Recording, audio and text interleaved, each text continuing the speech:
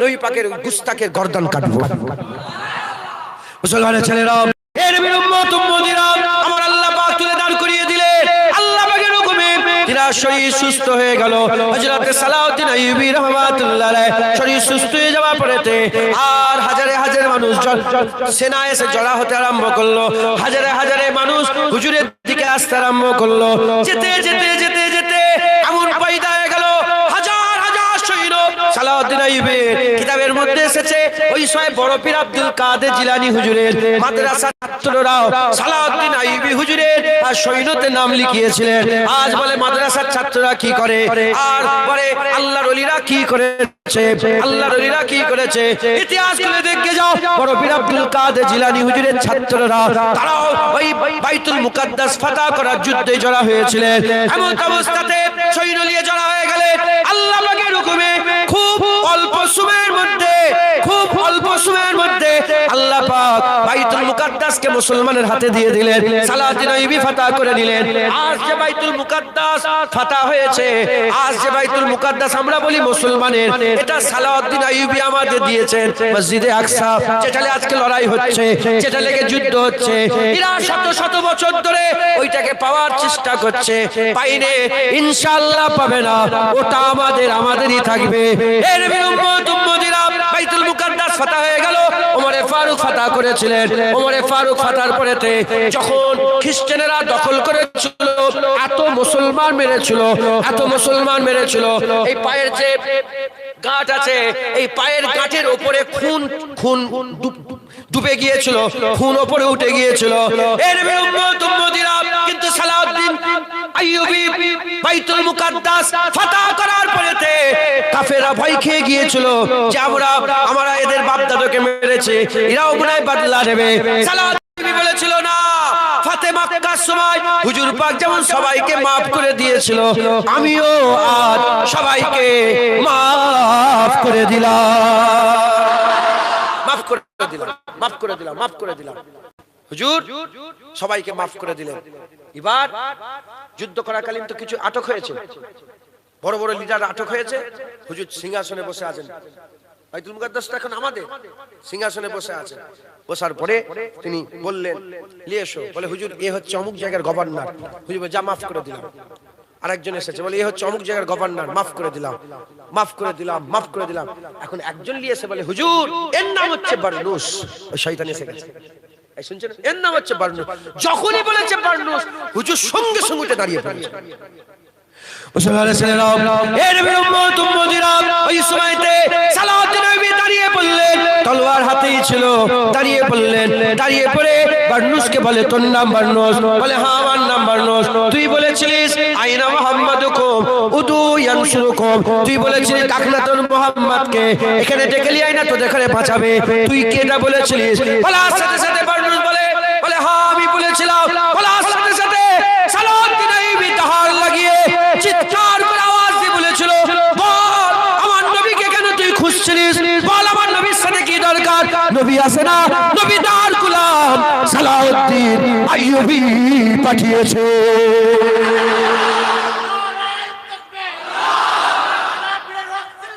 বলো বলো কেন ডাকছিস?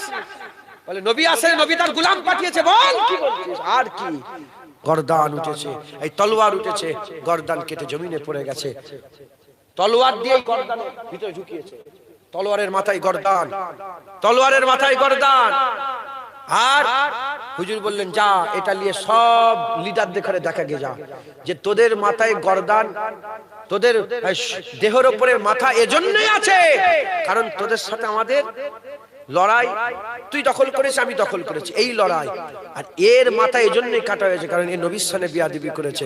যাও খবর নিয়ে সবাইকে ছড়িয়ে দাও, নবীর সাথে যারা বিয়াদবি করে গর্দান তাদের মাথার উপরে থাকবে, গর্দান কেটে আলাদা করে দেওয়া হবে। শুনছেন আপনারা? হ্যাঁ, সেই সময় ছিল, হ্যাঁ তখন ইসলামী শাসন ছিল। কথা ঠিক না ঠিক বলেন? নবীর সাথে বিয়াদবি সহ্য করে না, সহ্য করা যাবে না। শুনবেন আপনারা একটা ঘটনা। ওমরে ফারুক হুজুরের জামানাতে, হুজুর তখন ওমরে ফারুক হুজুরের খেলাফতি চলছে। কিছু বাচ্চা ছেলেরা খেলা করছে বল নিয়ে। আমাদের বাচ্চা ছেলেরা মাঠে খেলাধুলা করে না, ওই একটা লাঠি আছে আর একটা ওই কি বলে ওটা, কি খেলা বলে গো, গিল্লি ডান্ডি বলে না, ওই ওই ওইরকম ওইরকম টাইপের কোন খেলা হচ্ছে এখন, বাচ্চারা খেলছে আর ঠিক ওয়াক্তে ওই একটা খ্রিস্টানের পাদ্রী হেঁটে হেঁটে যাচ্ছে, ঠিক আছে, আর ওই বল হোক আর যাই হোক ছিঁড়েছে তো, আর যে খ্রিস্টানের মাথায় যে লেগেছে, খুন বেরোতে আরম্ভ করেছে, তখন বাচ্চা ছেলেরা বলে দাও দাও, ই দিতে চাইলে, ই দিতে চাইলে, তোমরা দাও দাও দাও দিতে চাইলে, তখন বাচ্চারা বলে আমার নবীর অস্তা, তোমাকে আমার নবী পাকের কসম দিচ্ছি তুমি আমাদের দিয়ে দাও। শুনছেন না? যখনই বলেছে তখনই ওই পাদ্রী নবীর সামনে বিয়াদবি করেছে। যখনই নবী পাকের অস্তা, নবী পাকের নাম নিয়ে যখন চেয়েছে, পাদ্রী নবীর সামনে বিয়াদবি করেছে। যখনই বিয়াদবি করেছে, বাচ্চারা থাকতে পারে, ওই নিয়ে যা ছিল মারতে মারতে পাদ্রীকে মেরে ফেলেছে, মারতে মারতে মেরে ফেলেছে। খ্রিস্টানের লোকেরা লেগে গেছে, সেই জামানার গভর্নর, তখন যে গভর্নর ছিল সেই গভর্নরের কাছে গেছে, যে বললেন, গভর্নর বলে এ বিচার আমি করতে পারবো না, আমিরুল মুমিনিন ওমর ইবনুল খাত্তাবের বিচার করবে। পুরা খ্রিস্টানের কমিউনিটি গেছে, মুসলমানের বাচ্চাগুলোকে ধরে নিয়ে গেছে, এটা তো মেরেছে। হ্যাঁ, যখনই কি হয়েছে, ওমরে ফারুক বলেন কি হয়েছে, বলে এরা বলে কি পুরো ঘটনা শুনলেন। ঘটনা শোনার পরে হযরতে ওমরে ফারুক বলে এটা আবার বিচার কি আছে, তুমি এই বাচ্চাদের বিরুদ্ধে কথা বললে আর বাচ্চারা শুনবে, ঠিক করেছে, বাচ্চারা গর্দান কেটে দেবে। ওমরে ফারুক হুজুরের ফতোয়া একবার জোরে বলেন। ওমরে ফারুক বিষয় এত কিতাবের মধ্যে আছে, যদি কারো সন্দেহ আমাকে বলবেন, আমি ইনশাআল্লাহ দেখিয়ে দিতে পারবো। ওমরে ফারুক হুজুর বলছেন, বলে কি করবে, আমি কি ফতোয়া এর মধ্যে, আমি কি বিচার করব, তুমি এই বাচ্চা, হুজুর কেমন জবাব দিচ্ছেন, যে এই বাচ্চাদের নবীর বিরুদ্ধে কথা বলবে আর এই বাচ্চা চুপ করে থাকবে। ওমরে হুজুরের দিলটা এত খুশি হয়ে গিয়েছিল না, যে আমাদের পরের নাসাল তৈরি হয়েছে, যেমন আমরাও নবীর জন্য জানমাল কুরবান, আমাদের ছেলেরাও নবীর জন্য জানমাল কুরবান। হ্যাঁ, এই নাসাল তো থাকবে, কথা ঠিক না বেঠিক বলেন? হ্যাঁ, আমি মাঝে মাঝে দলি যে বাচ্চা ছেলেগুলো যাই, আমি জিজ্ঞাসা কি গো নবীর জন্য কি, এক একটা বাচ্চা বলে নবীর জন্য আমি জান দিয়ে দেবো। আমি বলি ই বলেন এর খুন বলছে, হ্যাঁ এর খুন বলছে, ইনশাআল্লাহ আপনাদেরও তো ছেলেরা নবীর জন্য জান করুক। কি রে, নবীর জন্য কি করবি? হ্যাঁ, এই দেখেন জান কুরবান করে, দেখছেন? ইনশাআল্লাহ ইনশাআল্লাহ। মুসলমানের ছেলেরাও এর উম্মত উম্মতিরা এইরকম ভাবে সবাই পাহারা দিয়েছে, সবাই পাহারা দিয়েছে। আমি আবার বলে দিয়ে যাই, এই পাঞ্জাব, আমাদের যে পাঞ্জাব আছে, এই পাঞ্জাবের কাদিয়ান বলে একটা শহর আছে, এই কাদিয়ানের একটা জায়গা আছে কাদিয়ান, ওই কাদিয়ান থেকে একজনা বেরিয়ে পড়লো, যার নাম হচ্ছে গোলাম মির্জা কাদিয়ানি, গোলাম আহমদ কাদিয়ানি, ওকে মির্জা কাদিয়ানি বলা হয়। এর প্রথমে ইমাম মেহেদী ঘোষণা করলো, প্রথমে মুজাদ্দিদ ঘোষণা করলো, তারপরে সাবিয়ে মেহেদী ঘোষণা করলো, তারপরে ইমাম মেহেদী ঘোষণা করলো, তারপরে সাবিয়ে ঈসা ঘোষণা করলো, তারপরে ঈসা ঘোষণা করলো, তারপরে সাবিয়ে মোহাম্মদ ঘোষণা করলো। তারপরে বলতে আরম্ভ করলো 1400 বছর আগে যে নবী এসেছিল, সেই নবী আমি, আল্লাহ আমি মুহাম্মদ সাল্লাল্লাহু আলাইহি ওয়াসাল্লামের থেকে বড়, নাউজুবিল্লাহি মিন যালিক। যখন এরকম ভাবে ঘোষণা করে দিল, সঙ্গে সঙ্গে এ মুসলমানের ছেলেরা, ঈমানওয়ালারা রাগান্বিত হয়ে গেল।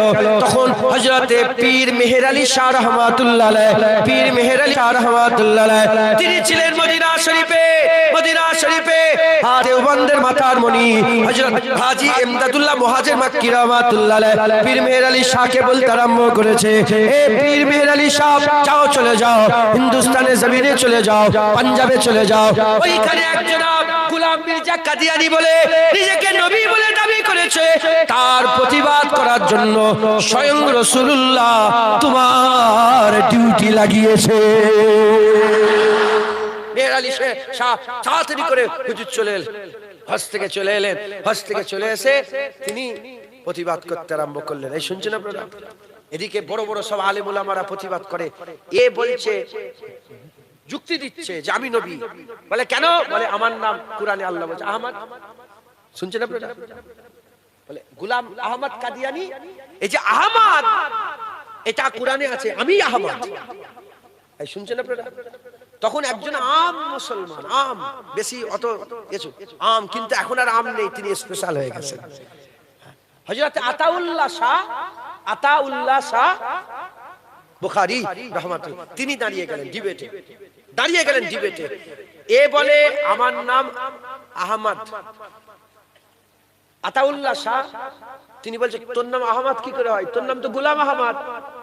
এখানেই তো হয়ে যাচ্ছে তুই গোলাম আহমদ, মানে নবীর গোলাম, তুই কি করে নবী হবি? বলে না গোলাম নয়, আমি শুধু আহমদ। তখন আতাউল্লাহ বলে যে আমার নাম আতা নয়, শুধু আল্লাহ। আতা আল্লাহ, আতা আমি যখন গোলাম বাদ দিয়েছে বলে আমি আতা দিয়ে দিলাম, তাহলে আমি বাকি কি রয়ে গেল? আল্লাহ। বলে আমি আল্লাহ হয়ে বলছি তোর মতন জানোয়ারকে আমি নবুয়ত দিইনি। এই শয়তান কত বড় শয়তান, বুঝতে পেরেছেন? আহমদ ও নিজেকে শয়তান নবী বলে দাবি করেছে। তখন হুজুর বলছে যে তুই যখন মিথ্যে সাহারা লিখছিস, আহমদ বলে সব আহমদ নবী হয় কি? হ্যাঁ, তুই যখন বলছিস গোলাম নাই শুধু আহমদ, আমি বলছি আতাবাদ আল্লাহ, আমি আল্লাহ হয়ে বলছি তোর মতন জানোয়ারকে আমি নবুয়ত দিইনি। তো যাই হোক, লড়াই হচ্ছে। তখন এই যে কি বলে এই গোলাম মির্জা কাদিয়ানী, সে বলতে আরম্ভ করলো, একটা চতুর্দিকে হাওয়া তুলে দিল কি, যে মেহের আলী শাহকে বলে যে মেহের আলী শাহ যদি সত্য হয়, মেহের আলী শাহ তো ডিউটি, উনি তো পাঠাচ্ছে সবাইকে, বলে মেহের আলী শাহ যদি সত্য হয় আর আমি যদি সত্য হয়, এর একটা প্রমাণ হবে, ময়দান লাগানো হোক। আর একটা মারিচকে নিয়ে আসা হোক, মারিচ বোঝেন তো, অসুস্থ, একটা মারিচকে নিয়ে আসা হোক, ওই মারিচকে নিয়ে এসে দম করা হোক, দম ফুঁক দেওয়া হোক, যার ফুঁয়ে ভালো হবে সে নবী। যদি যদি পীর মেহের আলী শাহের ফুঁয়ে ভালো হয় তাহলে রাসূলুল্লাহ নবী, আর আমার ফুঁয়ে ভালো হলে আমি নবী। তখন যখন এই কথাটা মেহের আলী শাহের কানে গেছে, হযরতে মেহের আলী শাহ বলে যে মারিচ নয়, মুর্দা নিয়ে এসো, মুর্দা, যার ফুঁয়ে মুর্দা জিন্দা হবে সে সত্য, যার ফুঁয়ে মুর্দা জিন্দা হবে। তখন তো শয়তান গোলাম মির্জা কাদিয়ানী, জাহান্নামের কুকুর, জাহান্নামের নুগরা, সে চমকে গেছে। তখন হযরতে পীর মেহের আলী শাহকে লোকেরা জিজ্ঞাসা করে যে হুজুর আপনি এত বড় কথা বললেন, মুর্দা জিন্দা করা কি ছেলে খেলার ব্যাপার? মুর্দাকে কে জিন্দা করতে পারে? আর কেউ করতে পারে? মুর্দা তো আল্লাহ জিন্দা করে।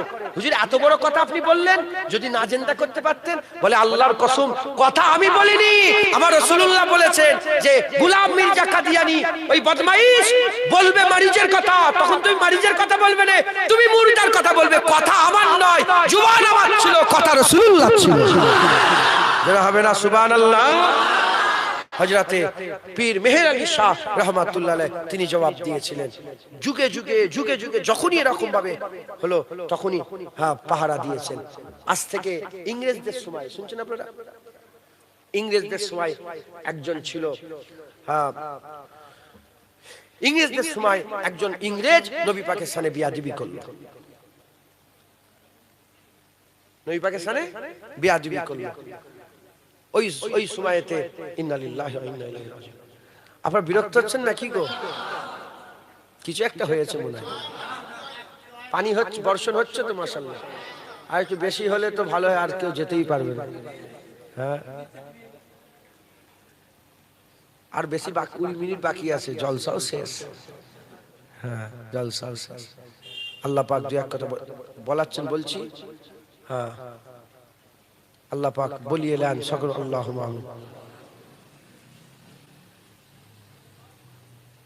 আল্লাহ পাক বলিয়ে এলেন দুই এক কথা, আল্লাহ পাক বলিয়ে এলেন সকল আল্লাহুম্মা আমিন, আল্লাহুম্মা আমিন। আমাদের সকলকে হুজুর পাক সাল্লাল্লাহু আলাইহি ওয়াসাল্লামের পাহারাদার হতে হবে। যুগে যুগে পাহারা দিয়েছি, এবার আমরা পাহারা দেব, বলেন ইনশাআল্লাহ। আমরা কেমন করে পাহারা দেব? আমরা যে দেশে বসবাস করি, দেশের একটা আইন আছে না নেই বলে, আমরা আইনের মাধ্যমে, এখন তো দারুল, জেনে রাখেন তিনটে, মোট দুটো, একটা দারুল ইসলাম আর একটা দারুল হারব। একটা দারুল ইসলাম আর একটা দারুল, এটা শিখে নেন আপনারা, অনেকে জানে না এটা। দারুল ইসলাম আর একটা দারুল হারব। দারুল ইসলাম কাকে বলে? যেখানে ইসলামের শাসন চলে। আর দারুল হারব কাকে বলে? দারুল হারব হচ্ছে যেখানে ইসলামের শাসন, মানে ইসলামের কাজ করতে গেলে বাধা প্রদান হয়, নামাজ পড়তে গেলে মারা হয়। আমাদের ভারতবর্ষে কিছু কিছু জায়গায় দারুল হারব হয়ে গেছে, কিছু কিছু খিত্তা, কিছু কিছু জায়গা দারুল হারব হয়ে গেছে। আরেকটা ইজমা কিয়াস করে মুফাসসিরিন মুহাদ্দিসিনরা আলেমুল্লাহ ফকিরা বের করেছে দারুল আমান। দারুল আমান। আমাদের এই যে যেখানে আমরা বসবাস করছি এটা কি দারুল আমান, মানে যে যার ধর্মের কাজ যে যার করবে, কেউ কারো ধর্মে বাধা দেবে না, এটার নাম কি দারুল আমান। আমরা যেহেতু দারুল আমানে আছি, আমাদের ফতোয়া আলাদা হবে। আরব দারুল ইসলাম, ওখানে ফতোয়া আলাদা। পৃথিবীর 57টা দেশ আছে দারুল ইসলাম, ওখানে ফতোয়া আলাদা হবে। ফতোয়া কি হবে বলেন? আলাদা হবে। আর আমরা দারুল আমানে আছি, আমাদের ফতোয়া আলাদা হবে। আমরা দারুল আমানে থেকে দারুল ইসলামের মতন চিন্তা ভাবনা করলে হবে না। এই বুঝছেন আপনারা? আমাদের দারুল আমানের মতন চিন্তা ভাবনা করতে। যদি কেউ নবীর সাথে বেয়াদবি করে, আমরা থানায় যে কেস করব, আমরা তার প্রতিবাদ করব, মুখ দিয়ে প্রতিবাদ করব। আর সেরকম হাতের নাগালে থাকলে হাত দিয়ে প্রতিবাদ করব। আমরা সরকারি মাধ্যমে, আইনের মাধ্যমে আমরা তার প্রতিবাদ করব। কথা ঠিক না বেঠিক বলেন? কিন্তু আমরা ছাড়বো না তাকে, কথা ঠিক না। সেই টুপিওয়ালা হোক আর দাড়িওয়ালা হোক আর যেই ওলা হোক, আমরা তাকে ছাড়বো না। হ্যাঁ, যে যার মতন থাকো, হিন্দু হিন্দু হয়ে থাকো, খ্রিস্টান খ্রিস্টান হয়ে থাকো, ইহুদি ইহুদি হয়ে থাকো, হ্যাঁ, তবলিগ হয়ে থাকো, ফুরফুরা হয়ে থাকো, দেওবন্দি হয়ে থাকো, আহলে হাদিস যে যেমন হয়ে আছো থাকবে যাও। আমার নবীর বিরুদ্ধে কথা বললে নবীর গোলামরা ছেড়ে দেবে না। একবার জোরে বলেন সুবহানাল্লাহ। কারণ এবার আমরা পাহারা দেব ইনশাআল্লাহ। বলেন ইনশাআল্লাহ। আল্লাহ পাক আমাদের পাহারা দিবার তৌফিক ইনায়াত করেন সকল। আল্লাহ যুগে যুগে, তো আমি দুটো তিনটে কথা বললাম, যুগে যুগে যখনই নবীর সামনে কেউ বিয়াদবি করেছে, হ্যাঁ, হুজুর পাকের গোলামেরা পাহারা দিয়েছে, তারা জান মাল কুরবান করে দিয়েছে। নবী বিয়াদবি তারা শোনে নে, সহ্য করে না। কারণ আল্লাহ নিজে নবীর হয়ে লড়াই, নবীর হয়ে প্রতিবাদ করেন। নবীর হয়ে লড়াই করার জন্য আমার আল্লাহ ফেরেশতা পাঠান। আল্লাহ নিজে নবীর পাহারা দেয়। তাই আল্লাহর বান্দা আমরা, হুজুরের উম্মত, আমরা নিজেরাও পাহারা দেবো। বলেন ইনশাআল্লাহ।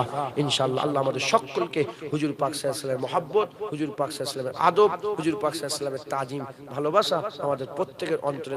পাহারা তখনই দেবে যখন হুজুর পাকের মহব্বত আপনার অন্তরে থাকবে, হুজুর পাকের ভালোবাসা আপনার অন্তরে থাকবে। কথা ঠিক না বেঠিক বলেন? হ্যাঁ, ওই কার বাপকে গাল দিচ্ছে, তোমার বুক ফাটে? ওই কার আম্মাকে গাল দিচ্ছে, তোমার বুক ফাটে? তোমার মা হলে তোমার বুক ফাটবে। কথা ঠিক না বেঠিক বলেন? তোমার বাপ হলে তোমার বুক ফাটবে। হ্যাঁ, অন্যজনের বাপকে গাল দিয়ে, আমেরিকার একটা কোন বাপকে গাল দিয়ে, কে বলছে? ওইটা যে তোমার বাপ হয়, তোমার তাহলে কি হয়? কি বোঝা গেল? মহব্বত। মহব্বতের তাআল্লুক। যদি নবীর সাথে মহব্বত থাকে, তোমার বুক ফাটবে। আর নবীর মহব্বত যদি না থাকে, তার বুক ফাটবে না। আর মহব্বত যদি না থাকে, সেটা ঈমানওয়ালাই নয়, শুধু মুমিনই নয়। কথা ঠিক না বেঠিক বলে? আমাদের সকলকে হুজুর পাকের মহব্বত, আদব, তাজিম দিলের মধ্যে পয়দা করতে হবে। বলেন ইনশাআল্লাহ। ইনশাআল্লাহ। দরুদ শরীফ।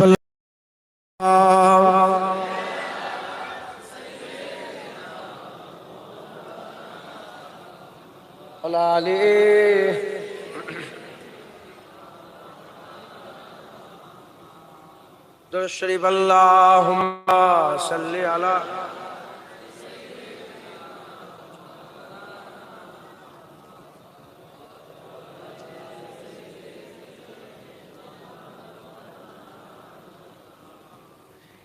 जिंदगी के किराए का घर है, एक ना एक दिन बदलना पड़ेगा। এটা সবার জন্য বলছি, শুনছেন তো আপনারা? এ তাকবীর দেওয়ার নাত নয়, এ চিন্তা করার নাত। जिंदगी किराए का घर है, एक ना एक दिन बदलना पड़ेगा। मौत जब तुझको आवाज देगी, घर से बाहर निकलना पड़ेगा। रूठ जाएगी जब तुझसे खुशियाँ, गम के ढांचे पे ढलना पड़ेगा। रूठ जाएगी जब तुझसे खुशियाँ, गम के ढांचे पे ढलना पड़ेगा।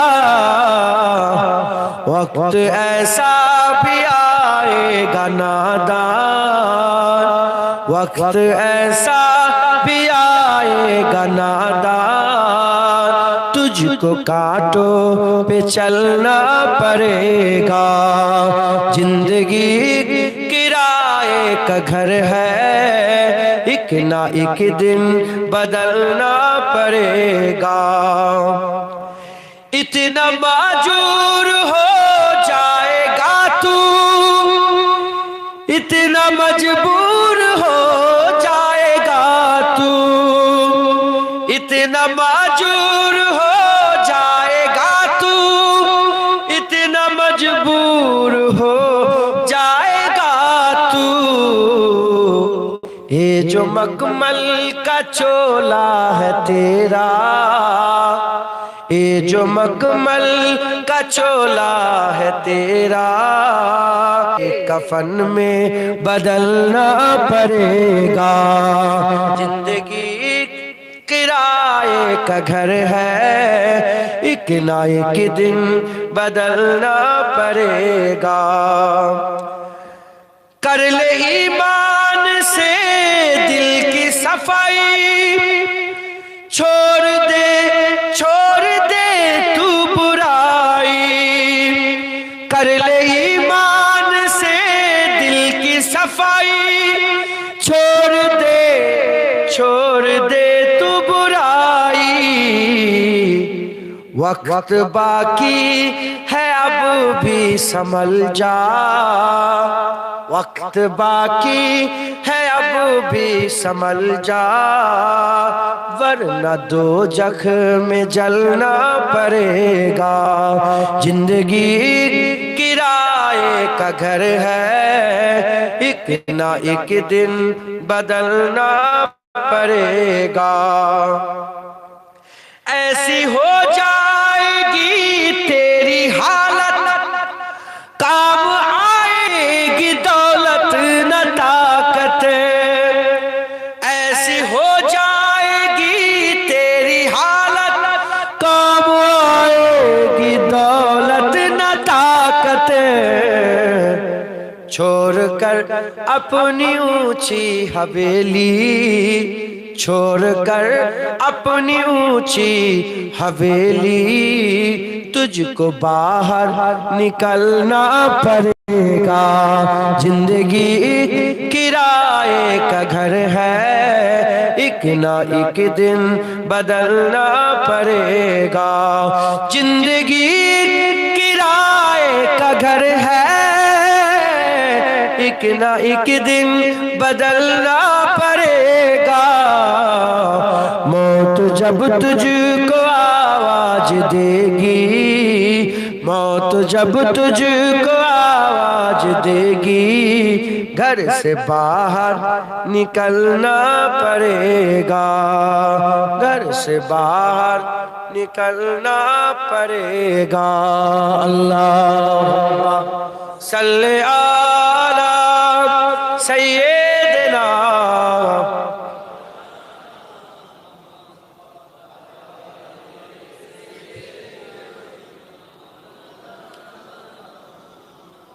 प्यारे हाजिरिन मजलिस, अल्लाह पाक আমাদের এমনি এমনি খালি খামাখাই অনর্থক পয়দা করেন। আল্লাহ পাক আমাদের সৃষ্টির পেছনে আল্লাহর উদ্দেশ্য আছে না না। ওমা খালাকতুল জিন্না ওয়াল ইনসা ইল্লা লিয়াবুদুন। আল্লাহ পাক বলছেন কি বল, মানুষ আর জিনকে ইবাদতের জন্য তৈরি করেছে, ইবাদত করতে হয়। নামাজ রোজা হজ যেমন এগুলো নবী পাকের পাহারা দেওয়া ইবাদত। সাহাবাদের দিকে যদি খেয়াল করেন, সাহাবারা নামাজ ছেড়েছে নবীর বিয়াদবি, এই নবী পাকের সঙ্গে বিয়াদবি করেন। হযরত আলী হুজুর কোলে শুয়ে আছে, হুজুর পাক সাল্লাল্লাহু আলাইহি ওয়াসাল্লাম নামাজ আসরের নামাজ ছেড়ে দিয়েছে, কিন্তু নবী পাকে ঘুম থেকে তোলেন। হযরতে জান বাঁচানো কি গো ফরজ, হযরত আবু বকর সিদ্দিক সাপের ছোবল খেয়েছে, কিন্তু হুজুর পাকের ঘুম থেকে তোলেননি। জান বাঁচানো ফরজ, হুজুর পাকে ঘুম থেকে তোলেনি। হুজুর জান ছেড়ে দিয়েছে, নবীর সাথে বিয়াদবি করে। নামাজ ছেড়ে দিয়েছে, নবীর সাথে বিয়াদবি করেনি, নবীর সাথে বিয়াদবি করেনি। মুসলমান আমাদের সমস্ত যত রকমের ফরজ আছে, যত রকম ফরজ আছে, সেগুলো তো ফরজ আছে, কিন্তু সব ফরজের উপরে আমাদের আগে রাসূলুল্লাহর হিফাজত করে। রাসূলুল্লাহর মহব্বত হচ্ছে আমাদের ঈমান। একবার জোরে বলেন হুজুর পাকের পাহারাদার হবেন, রাজি আছেন তো? পাহারাদার হবেন, রাজি আছেন তো? হ্যাঁ, বুড়ো থেকে বুড়ো, খুব কমজোর, তার নাতিকে নিয়ে রাস্তা দিয়ে হেঁটে হেঁটে যাচ্ছে। আমার মুরব্বী বাপজা, আপনার নাতি আছে, নাতি নাতনি আছে তো? মেয়ে নাতি নাতনি আছে? কিংবা পুতা পুতা আছে না নেই, আপনি আপনার পুতাকে নিয়ে যাচ্ছেন, পুতার ধরেন বয়স হচ্ছে 16-17 বছর, গ্রামের কিছু ছেলে তাকে ধরে মারছে, আপনি বুড়ো থুপথুপে বয়স হয়ে গেছে, যদি আপনার নাতিকে মারে, বলেন ওই শরীর নিয়ে আপনি কি বলবেন আমি পারবো না? ওই শরীর নিয়ে লড়াই করতে যাবেন? কথা ঠিক না ঠিক বলে? তাহলে যদি নাতির ব্যাপারে যেটুকুন শক্তি আছে ওইটুকুন শক্তিলে যদি লড়াই করেন, নবীর ব্যাপারেও যেটুকুন শক্তি আছে ওইটুকুন শক্তিলে আমাদের লড়াই করতে হবে। নমরুদের আগুন, নমরুদের আগুন একটা ব্যাঙ পিসাব করেছিল, তাই তো ব্যাঙই তো পিসাব করেছিল, তখন জিজ্ঞাসা করা হলো যে ব্যাঙ তোমার এই পিসাবে এত বড় আগুন নিবে কোনোদিন? বলে হ্যাঁ আমি এই জন্য পিসাব করলাম, আমি জানি নিবে না, কিন্তু আমি পিসাব করে এটা আল্লাহ পাকের দরবারে বলে দিলাম যে আমি জ্বলাবার দিকে নয়, আমি নিভাবার দিকে। যেটুকুন শক্তি আছে সেটুকুন শক্তিলে আমাদের হুজুর পাকের পাহারা দিতে হবে। বলেন ইনশাআল্লাহ। ইনশাআল্লাহ সকলে হুজুর পাকের পাহারা দেবেন, হুজুর পাকের সুন্নত অনুযায়ী চলবেন। এই জাজবা তখনই হবে যখন ইবাদত আমল থাকবে, 5 ওয়াক্ত নামাজ পড়বেন, বলেন ইনশাআল্লাহ। 1 মাস রোজা রাখবেন, বলেন ইনশাআল্লাহ। হক হালালের সঙ্গে চলবেন, হারাম খাবেন না, সুদ খাবেন না, লোন নেবেন না, লটারির টিকিট কাটবেন না, পরের জোরজবস্তি মাল লুট করে নেবেন না, পরের মাল দখল করে নেবেন না, হক হালালের সঙ্গে চলাফেরা করবেন। সোনার অলংকার পরা আল্লাহ হারাম করেছেন। হ্যাঁ পয়সা আছে, টাকা পয়সা, সোনার অলংকার পরে ঘুরবেন না। হ্যাঁ যত মেয়ের বাপগুলো বসে আছে, যারা নতুন নতুন বিয়ে শাদী দিয়েছে, মেয়ের বাপেরা বসে আছে বেশিরভাগ, ইল্লা মাশাআল্লাহ। আর যারা বাপ হবেন তাদের শিখেলেন, আর যারা করেছে এগুলো বলি, আমাদের দেশে একটা নিয়ম আছে, বিয়ে শাদী হওয়ার পরে স্বামী স্ত্রী ইজাব কবুল হয়ে গেল, বিয়ে শাদী স্বামী স্ত্রীকে এক জায়গায় বসানো হয়, বর আর কুনেকে এক জায়গায় বসানো হয়, বর কুনেকে এক জায়গায় বসানোর পরে পরিচয় দিয়ে এটা তোমার শ্বশুর, এটা তোমার শাশুড়ি, এটা তোমার খালা শাশুড়ি, পরিচয় করানো হয়। ওই সময় যখনই বলা হয় এটা তোমার শ্বশুর, বাবা দেখি হাতটা দেখি, কি পড়ায় বেশিরভাগ তোমরা কি পড়েছো বলো? বাবেরা কি পড়েছে? সোনার আংটি পরা ছেলেদের জন্য হারাম না হালাল? জোরে বলে। প্রথম সম্পর্ক শুরু হচ্ছে হারাম দিয়ে, এটা মুসলমানের কালচার নয়। আপনার সোনার আংটি, ঘড়ি দিবেন, ঘড়ি পড়লে তো মানা করেনি। বলেন ইনশাআল্লাহ এগুলোকে আপনারা সব লক্ষ্য রাখবেন। সোনা পরা আল্লাহ আমাদের জন্য হারাম করেছেন, হক হালালের শুনেছেন। মা বোনগুলোকে পর্দা শেখান, পর্দা আল্লাহ ফরজ করেছেন। পর্দা আল্লাহ কি করেছেন বলেন? ফরজ করেছেন। হ্যাঁ আল্লাহ মাফ করেন। আমাদের ঘরের মেয়ে, আত্মীয় স্বজন, হ্যাঁ আজকে মাঝির সাথে কথা হচ্ছিল, ঘরে কাল পরশুদিন না এটা বলছি যে দুঃখই বলছি, হ্যাঁ বিয়ে হলো, আমি বললাম কই আমাকে দাওয়াত দিলে আমাদেরকে দাওয়াত দেয়নি, একদম এখন ঘরের একদম কাছে। বললো দাওয়াত দিয়েছে, আমি তোকে বলিনি। আমাকে বললো মাঝি তোকে বলিনি, দাওয়াত দিয়েছে। হ্যাঁ কেন বলেন? বলে ওই মেয়ে নতুন বরটাকে, নতুন বউটাকে বসেছে, রিসেপশন হয়েছে যখন বসিয়েছে, মানে অলিমা বসিয়ে গোটা গ্রামের লোক ওকে দেখেছে আর ফটো তুলে নিয়েছে। এরকম হয় না? তোমার বইয়ের ফটো সবাই তুলবে? হ্যাঁ ছি লজ্জার কথা ঠিক না বেটি বলে? হ্যাঁ তখন আমি বললাম যে আপনার দাদিজান ছিলেন, আমার মায়ের মাঝির যে দাদিজান ছিলেন, আজও আপনি চলে যান, কবরের ভিতর থেকে আল্লাহ, মিথ্যে কথা বললে যেন জুবান আল্লাহ বল, কবরের ভিতর থেকে কুরআন শরীফের তেলাওয়াতের আওয়াজ শোনা যেত। লোকেরা শুনতো, ওই সে দাইমা গুলো যেত না, দাইমা ভোরবেলায় বাচ্চা ধরার জন্য, তারা বলতো ওই সুলাইমানের মায়ের কবর থেকে কুরআন শরীফের, মানে আমার নানার নাম সুলাইমানের মায়ের কবর থেকে কুরআন শরীফ পড়ার আওয়াজ শোনা যাচ্ছে। আর বড় হুজুরকে বলে মনে হয় যা পড়িয়েছিলেন, বলেছিলেন যে সুলাইমানের বাপকে, মানে আমার নানার বাপকে বলেছিলেন যে তুমি তো একটা বাগিনী কেলে ঘর সংসার করেছো। কিরাম পর্দা করতেন ওই বাড়ির মেয়ে, আমি যে কথা বলছি ওই বাড়ির মেয়ের কথা বলছি, যারা এরম ভাবে বেইজ্জতি হচ্ছে, সব জায়গায় দেখাচ্ছে সবাইকে, ওই বাড়ির মেয়ে। আমি বললাম তোমার মাঝি, তোমার দাদি কি করতে জানেন? উপর থেকে প্লেন উড়ে গেলে না ঘরে ঢুকে যেত। এই বাচ্চা, এই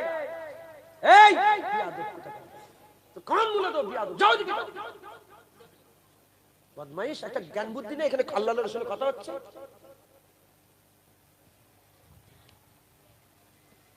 রাগ করলেন নাকি? উপর থেকে প্লেন উড়ে গেলে ঘরে ঢুকে যেতেন। কেন? ওনার মাথায় ছিল যে উপর থেকে আমাকে দেখে ফেলবে। কিরম পর্দা করতেন। আম্মা ফাতেমাতুজ জাহরাকে বলা হলো আম্মা ফাতেমা আপনি চাঁদ দেখেছেন? বলে আমি জীবনে চাঁদ দেখিনি। আম্মা ফাতেমা জীবনে চাঁদ দেখেনি। জিজ্ঞাসা করা হলো কেন চাঁদ দেখেননি? জীবনে চাঁদ চোখ দিয়ে দেখেনি। বলে পরপুরুষেরা ওই চাঁদ দেখেছে, আমি ওই চাঁদ দেখবো? সবাই তো গোটা পৃথিবীর লোক তো ওই চাঁদ দেখছে, আমি ওই চাঁদ দেখবো? আমি দেখিনি। আম্মা ফাতেমা হুজুর তিনার উন্নতা, হ্যাঁ, চাঁদ আর সূর্য কোনোদিন দেখেনি। একবার জোরে বলেন সুবহানাল্লাহ। হ্যাঁ, আমাদের মাগুলো সেই আম্মা ফাতেমার কিয়াদাতে তিনাকে সাইয়্যিদাতুন নিসা করা হয়েছে। একবার জোরে বলেন সুবহানাল্লাহ। সাইয়্যিদাতুন নিসা করা হয়েছে। তিনি হচ্ছে মেয়েদের সরদার নিয়ে। একবার জোরে বলেন জান্নাতে মেয়েদের সরদারনি আম্মা ফাতেমাই হবে। জোরে বলেন সুবহানাল্লাহ। মা বোনগুলোকে পর্দা শিখাবেন, বলেন ইনশাআল্লাহ। পর্দা আল্লাহ ফরজ করেছেন। পর্দা আল্লাহ কি করেছেন? ফরজ করেছেন। আমার বউ যদি হ্যাঁ পরপুরুষের সঙ্গে কথা বলে, হুজুর পাক বলেছে ওই বাড়ি ধ্বংস হয়ে যাবে আর ওর উপরে আল্লাহ লানত হবে যে বাড়িতে মেয়েদের কথা চলে। এখন 100-র মধ্যে, সে আমার বাড়ি বলে 100-র মধ্যে 90টা ঘরে কি হচ্ছে?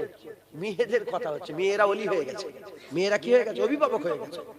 কি খাট কিনবে মেয়েরা পছন্দ করছে, কি রং হবে মেয়েরা পছন্দ করছে, জামা কেমন হবে মেয়েরা পছন্দ করছে। ঘর শেষ।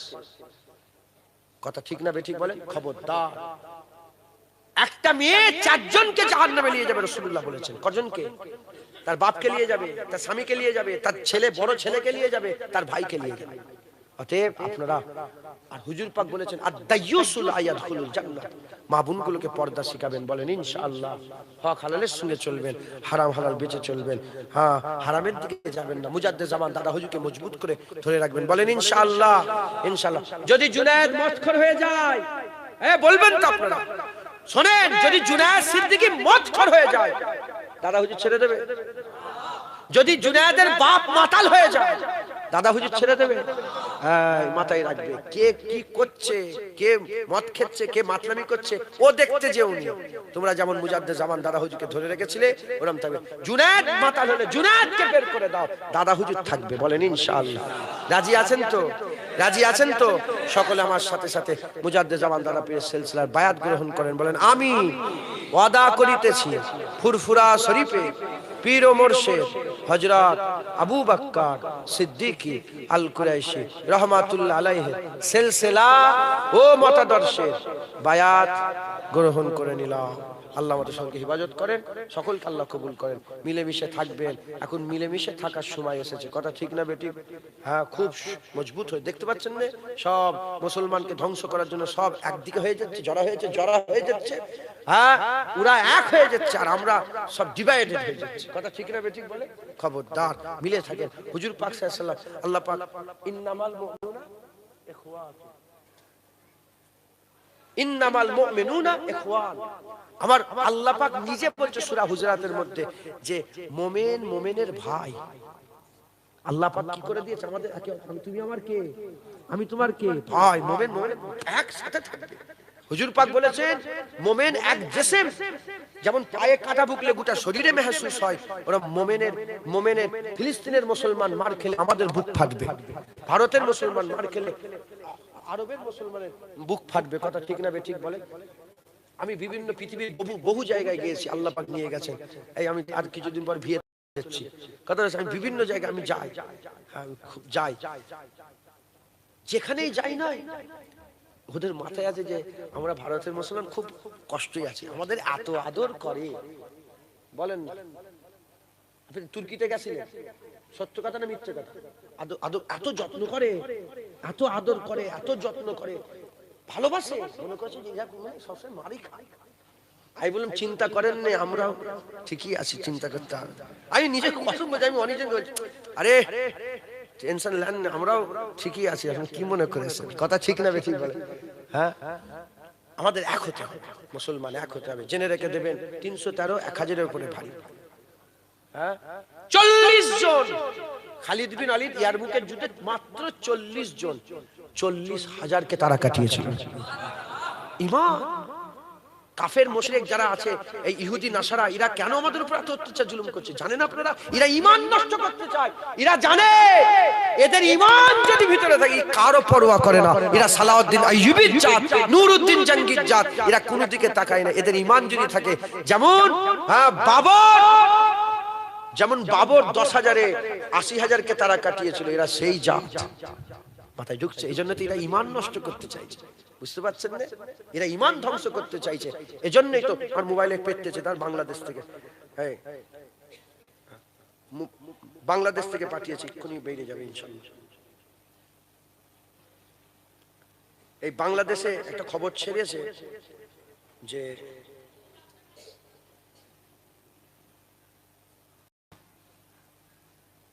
ওই ইহুদি যে গোয়েন্দা আছে, ইসরায়েল ইহুদি মোসাদ, ওদের ইহুদিদের মানে একদম এটা ওয়াজে করে দিয়েছে, মানে এটা ছাড়া কেউ চান্সই পাবে না। কি? ইসলামের শিক্ষা নিতে হবে আর মুসলমানের জ্ঞান অর্জন করতে হবে। আরবি শিক্ষা, 1 নম্বর আরবি শিখতে হবে, আর 2 নম্বর ইসলামের জ্ঞান তাকে নিতে হবে, না হলে সে মিলিটারি হতে পারবে না। আমাকে বাংলাদেশ থেকে পাঠিয়েছিল, আমি খবরটা দেখলাম।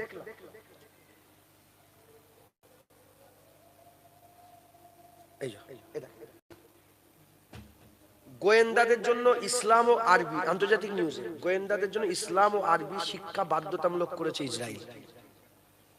শুনছেন আপনারা? আচ্ছা, এর প্রমাণ যদি দরকার হয়, কদিন আগে বাংলাদেশে আরেকটা আমার কাছে আছে, আমি খুঁজতে হবে, বেরোবে। কদিন আগে বাংলাদেশে 2 মাস হবে, আর এই 2 দিন আগে আবার ধরা পড়েছে। বাংলাদেশ 2 মাস আগে একটা ধরা পড়েছিল। 2 মাস আগে ধরা পড়েছিল কি? 2 মাস আগে ধরা পড়েছিল যে 2 জন খ্রিস্টান, আমার দিকে খেয়াল করেন, মহাশয় এসে তো দেখবে, 2 ঘন্টা ধরে বসে বসে দেখবে, তো কথাগুলো শোনো না। 2 ঘন্টা ওই কি বলতে যাচ্ছিল, হ্যাঁ 2 মাস আগে ধরা পড়েছে যে খ্রিস্টান মুসলমান সেজে কিছু কম বেশি 20 বছর ইমামতি করছে। ফেসবুকে দেখেন না? কেউ আছে, দেখেছেন? আপনি দেখেছেন? একটু হাতটা তোলেন, তাহলে আমার কথা মিলবে। দেখেছেন তো? আর পরশুদিন দেখছিলাম আর ধরা পড়েছে কুড়িগ্রামে। আমি কুড়িগ্রামে যাই, রংপুর কুড়িগ্রাম, রংপুর যাতে নূর আহমদ নিজামপুরি হুজুরের মাজার আমি জিয়ারত করেছি, যিনি দাদা হুজুরের পীর, মানে দাদা হুজুরের দাদা পীর ছিলেন, মানে সুই ফাত আলী হোসেন পীর মোর্শেদ, যিনারা বাংলাদেশে 1.5 কোটির বেশি মানুষকে ঈমানের কালমা পড়ে মুসলমান করেছেন। কুড়িগ্রামে শুধু এটা নয়, কুড়িগ্রামে হাজার হাজার মুসলমানকে খ্রিস্টান করে নিচ্ছে। এদের চক্রান্ত চলছে মুসলমানদের ঈমান নষ্ট করে দাও। আর এরা জানে এদের ঈমান নষ্ট হবে নবীর ব্যাপারে। নামাজ না পড়লে এদের ঈমান নষ্ট হবে না, এরা গুনাহগার হবে। দাড়ি না রাখলে ঈমান নষ্ট হবে, এরা গুনাহগার হবে। হারাম খেয়ে ফেললে, সুদ খেয়ে ফেললে ঈমান নষ্ট হবে, এরা গুনাহগার হবে। আর নবীর সাথে বিয়াদবি করলে এরা কাফের হবে। তাই এই খ্রিস্টান চক্র, ইহুদ নাসারাদের দালাল, এই আহলে হাদিস লামাযাবি এদের করে দিয়ে নবী পাকের দুশমনি শিখাচ্ছে, নবী পাকের সাথে বিয়াদবি করাচ্ছে। এই নবী ছিল, এসেছে চলে গেছে, নবী মরে গেছে, নাউজুবিল্লাহ, এসেছে চলে গেছে। কিয়ামত পর্যন্ত আশহাদু আন্না মুহাম্মাদুর রাসূলুল্লাহ মাইকে আওয়াজ হবে, রাসূলুল্লাহ কিয়ামত পর্যন্ত থাকবে, আছে থাকবে। কিয়ামত পর্যন্ত নবী আসবে না, আমার নবী কিয়ামত পর্যন্ত নবী হয়ে থাকবে। আমরা যেমন নবী নবী করছি, আমাদের নসলের পর নসল হাজার হাজার বছর ধরে আমার রাসূলুল্লাহর জিকির করবে। একবার জোরে বলেন। খুব সাবধানে হুজুর পাকের মহব্বত রাখবেন, আদব তাজিম রাখবেন, বলেন ইনশাআল্লাহ। আমরা হুজুর পাকের কি গো পাহারাদার, রাজি আছেন? হাত তুলে দেখান। নারে তাকবীর, নারে তাকবীর, নারায়ে মুস্তাফা, নারায়ে মুস্তাফা, নারায়ে মুস্তাফা। আরো জোরে বলেন, নারায়ে মুস্তাফা, নারায়ে মুস্তাফা, নারায়ে মুস্তাফা, নারায়ে মুস্তাফা, নারায়ে মুস্তাফা। আপনাদের জলসা আছে নাকি? আপনাদের জলসা আছে? আরো জোরে বলেন, নারায়ে মুস্তাফা, নারায়ে মুস্তাফা, নারায়ে মুস্তাফা, নারায়ে মুস্তাফা, নারায়ে মুস্তাফা, নারায়ে মুস্তাফা, নারায়ে মুস্তাফা। বলেন ইনশাআল্লাহ। কিয়ামত পর্যন্ত হুজুরের জিকির থাকবে। বলেন ইনশাআল্লাহ। আল্লাহ কবুল করেন। আমার পরে উলামায়ে হাজরাত এসেছেন, আপনার সম্মুখে ওয়াজ নসিহত করবেন। হ্যাঁ, সকলে উলামায়ে হাজরাতের সম্মানে তাকবীর দান, নারায়ে তাকবীর। উলামায়ে হাজরাত, উলামায়ে হাজরাত বসে রে, কিছু বলে ফেল, কিছু মনে করেন না, সময় আপনাদের বিদায় নিলাম। আসসালামু আলাইকুম।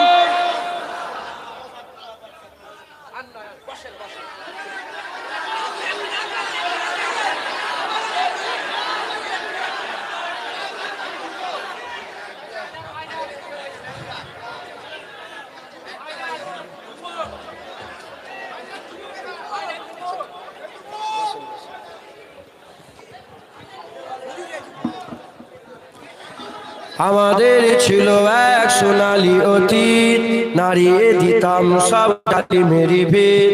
আইন ছিল শুধু ইনসাফেরই, জুলুম রুখে দিতে হতো না দেরি। আমাদের সে অতীত হারিয়ে গেছে, মজলুম আজ তাই কেঁদে মরে। হারিয়েছি যা তা কি পাবো ফিরে, তুমি না জাগলে তাকে ফিরাবে। ইয়া শাবাব ইস্তাইকিজ, ইয়া শাবাব ইস্তাইকিজ। হে যুবক জেগে ওঠো, হে যুবক জেগে ওঠো। তুমি কি শোনোনি খালিদের কথা, সালাউদ্দিনের শতবীর গাথা। যুগে যুগে তারা ছিল উম্মার ত্রাতা, তবে কেন আজ মনে শোকাতুর ব্যথা। তুমি কি শোনোনি খালিদের কথা, সালাউদ্দিনের শতবীর গাথা। যুগে যুগে তারা ছিল উম্মার ত্রাতা, তবে কেন আজ মনে শোকাতুর ব্যথা। সিরিয়া কাশ্মীরে আরাকান উইঘুরে তোমারি ভাই, মিটাবে জুলুম চিরতরে। তাকে কোথা খুঁজি বলো পাই, হারিয়েছি যা তা কি পাবো ফিরে। তুমি না জাগলে তাকে ফিরাবে। ইয়া শাবাব ইস্তাইকিজ, ইয়া শাবাব। হে যুবক, হে যুবক জেগে ওঠো। তুমি আজ মজে আছো ভোগ বিলাসে, ওদিকে তোমার বোন কাঁপে ত্রাসে। যাকে কবু দেখেনি সূর্যালোকে, সে বোন আজ লাঞ্ছিত বারে বারে।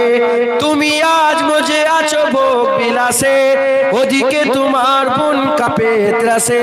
যাকে কবু দেখেনি সূর্যালোকে, সে বোন আজ লাঞ্ছিত বারে বারে। ভারত ফিলিস্তিনে উইঘুর আরাকানে কাঁদছে তোমার বোন। তাদেরই ডাকে তুমি সাড়া দেবে, বলো কবে নেবে এই। যদি না দাঁড়াও পাশে, আর কিভাবে বলো বিজয় আসে। ইয়া শাবাব ইস্তাইকিজ, ইয়া শাবাব।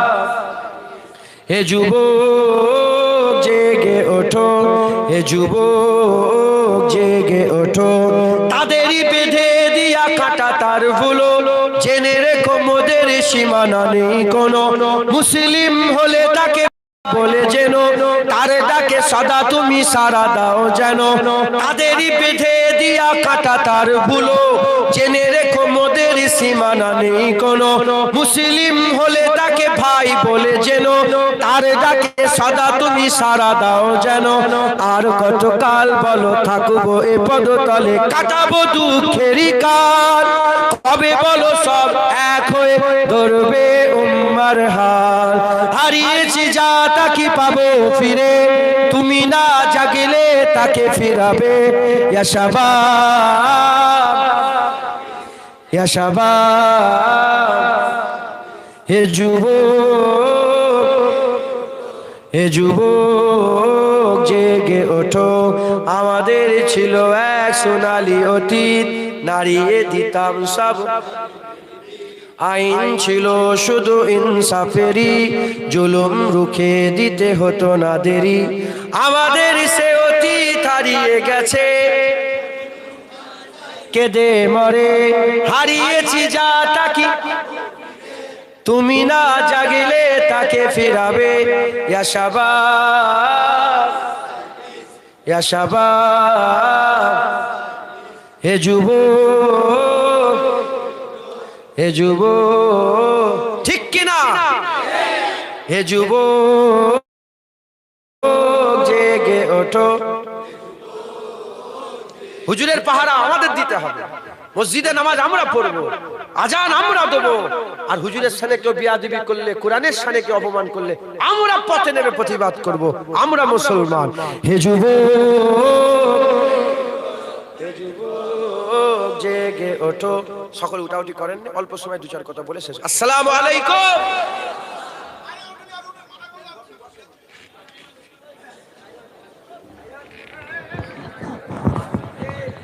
সকলে তাকবীর দেন, নারে তাকবীর। মাসলাকে মুজাদ্দিদে জামান জনাব ভাইজান হুজুর কেবলা, জনাব ভাইজান হুজুর কেবলা, নারে তাকবীর। সকলে মুসাফা করে নেন, ভাইজানের সাথে আদবের সাথে মুসাফা করেন। আচ্ছা।